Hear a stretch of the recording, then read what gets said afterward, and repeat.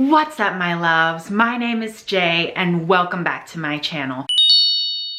Guys, today I have got a book review for you. I've got a super hyped YA series book review for you. I'm talking about City of Bones by Cassandra Clare. Yes, it's true. I finally caved. I read the book and I have thoughts.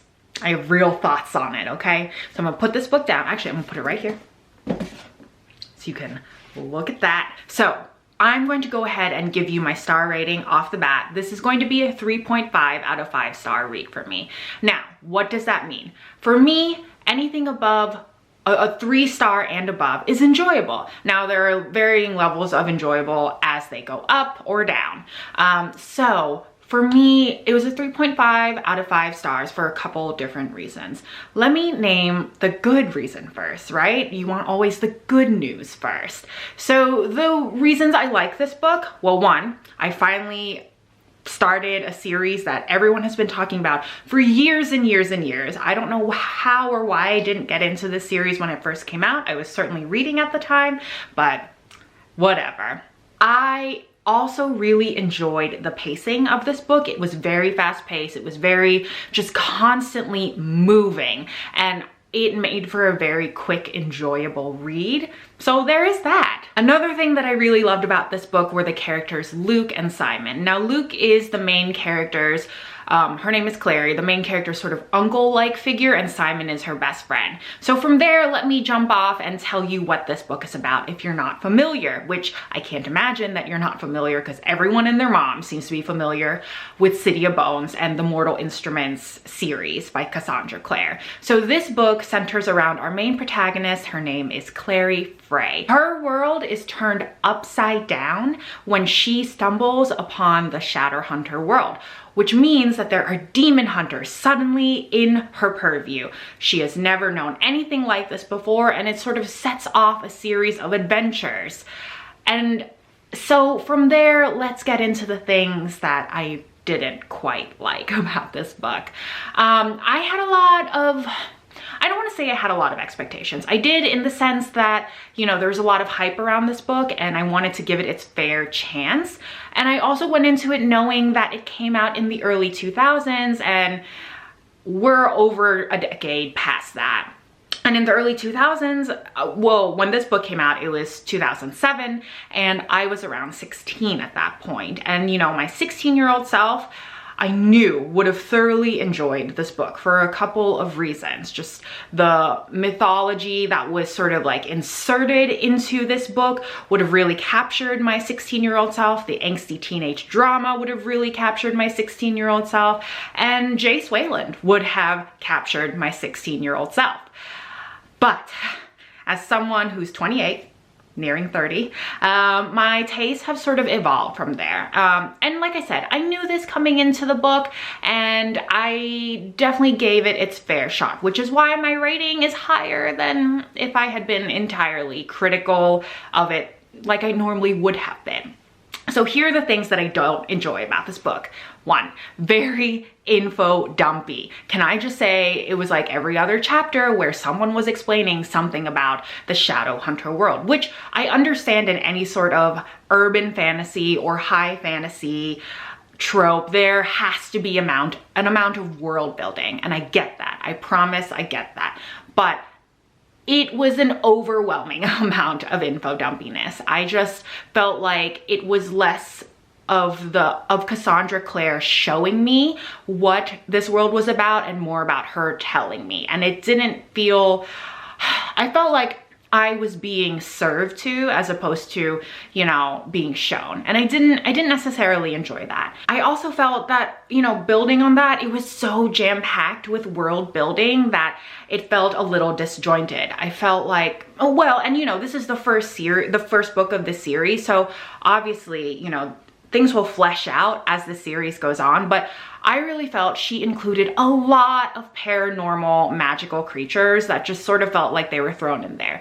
The vampires, the fae, the jinn, etc. At one point they went to a restaurant that was sort of a safe haven for all paranormal creatures, and my 16-year-old self would have been into that, But you know, I don't know. I just felt like it was sort of just inserted there and it didn't really serve a purpose. Now I did talk to a friend who absolutely loves this series as an older person, and he binged this series, and he said that, you know, all of these mentions of these paranormal creatures eventually get brought up later, and it all sort of, you know, incorporates into the world. And I'm hoping that's the case, because I did order the second and the third book of the Mortal Instruments, and I went ahead and ordered the first book of the Infernal Devices series.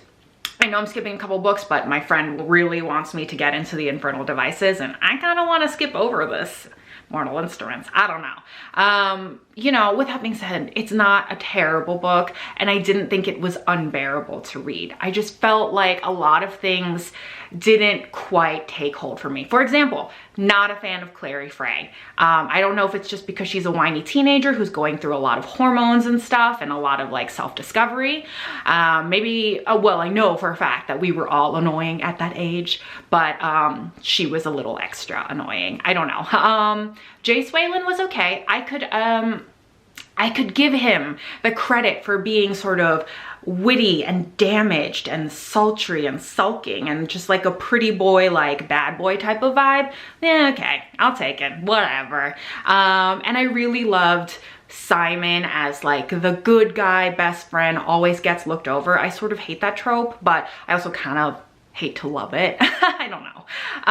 And I really loved Luke as sort of the mentor figure. Oh, here's another thing. The Silent Brotherhood confuses me. Like, I was really excited about them being introduced into the book, but they were just there for a split second. And then I was even more disappointed when they introduced the Silent City, which is sort of like this underground kind of like a spooky graveyard feeling type of place where the Silent Brothers operate, so that Clary Frey could get something from them. I don't want to spoil anything, but they didn't mention the Silent City too much after they introduced it. And maybe it'll be more of a thing in the other books, but I was like, dang, I would have been interested in learning more about that. There were just all these things that they introduced into this one like 400, 500 page book that I felt like if they had just sort of picked like 2 or 3 as opposed to like 6 or 7, it would have been a much better flow of a story. It would have been more evenly paced, and I would have enjoyed it a lot more in terms of just like how it was written, how the plot flowed.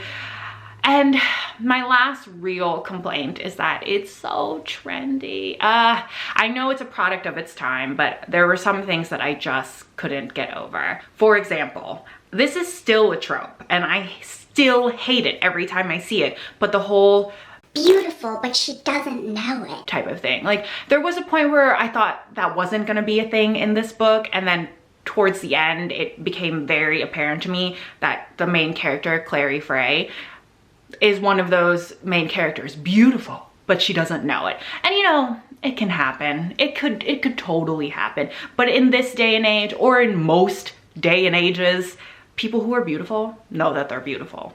Like, don't even play. I don't know.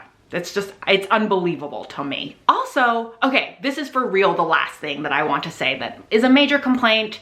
I went into this not knowing a whole lot about this series, even though it's so widely spoken about. I understood this to be about demon hunters. So naturally, I thought it was going to be about demons. And there was some cool talk about angels. And of course, there has to be angels where there are demons. So that was really cool. But I feel like they didn't really have a whole lot of demon killing or demons in general. And I mean, there was some, but it wasn't a main focal point. It was mostly about the main villain, Valentine. And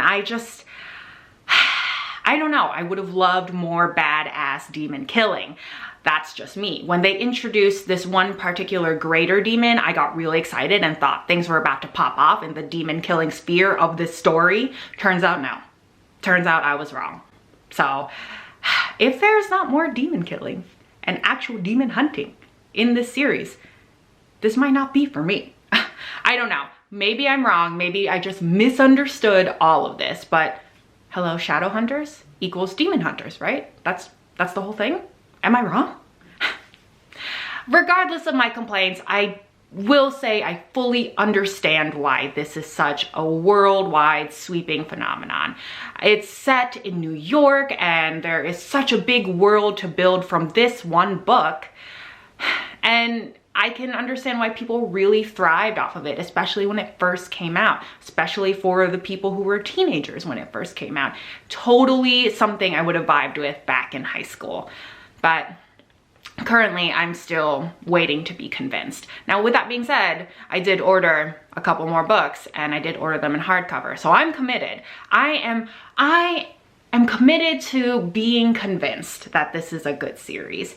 And I have a feeling that I might not be convinced until I hit Infernal Devices, because it's set in Victorian England, and that is my jam. So we will see.